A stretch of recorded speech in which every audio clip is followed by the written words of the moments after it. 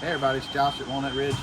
This week I wanted to go over something because we haven't had this slide room pulled out of this unit to do a little bit of work on a couple things on it, but it gave us an opportunity to kind of see the inner workings of this, and then just some tips on how to avoid causing some problems with your slide out. We usually talk about maintenance and leaks, and yeah, that stuff is really important and can cause major problems, but also just simple things like before you run it out, making sure your cabinet doors didn't come open going down the road, or like this one's got a bag of bottled waters laying in here. Make sure one of those didn't roll out of there and get behind the, on the bottom under the fascia, or anything that's going to kind of disrupt the movement of the slide out the way it was intended and designed to go.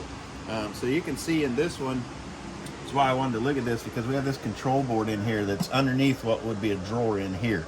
And this is the controller that actually runs the motors on this slide out. And so the motors for this particular type of slide out are not super powerful, but they have a lot of gears in them. There's like 20 something gears in the top of these motors that allows it to be a lower power motor and run the heavier room out. And then we can real quick over here, so the motors in the top of that, there's a connecting rod, and so then there's gears on the top and bottom, and that motor just turns and this track runs on those gears.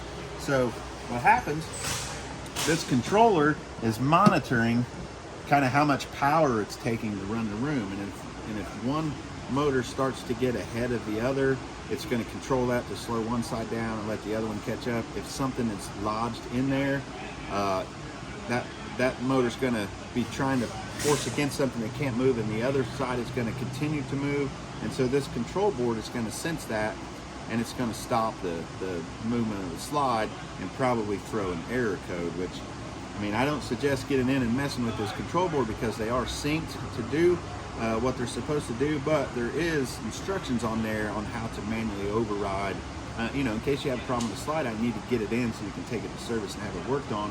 There is options to do that on these controllers, but that's what they're designed to do. So, it's a good thing to have them in there, and if they do throw an error, a lot of times it's maybe something simple that just prevented one motor from going the way it needed to, but it's protecting the entire system so that we don't tear up those motors and gears. So just a quick kind of rundown of how this slide works. So just to show you how important it is, just for that small quick check of walking through, as long as you have room to get in there, and just make sure that your doors didn't open and you didn't drop anything or get anything stuck behind this slide out that's going to stop it and cause you headaches on your camping trip.